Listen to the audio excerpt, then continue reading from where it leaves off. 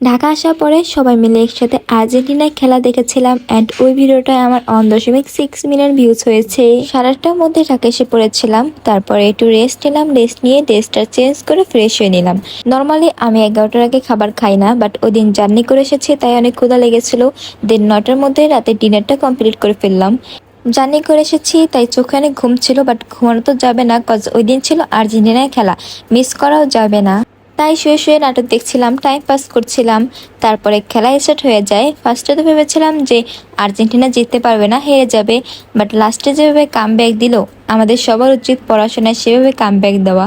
Sorry, একটু জ্ঞান দিলাম। যাই হোক, সেদিনের খেলার আমি একটা ভিডিও পোস্ট করেছিলাম যেটা 1.6 মিলিয়ন ভিউজ হয়েছে।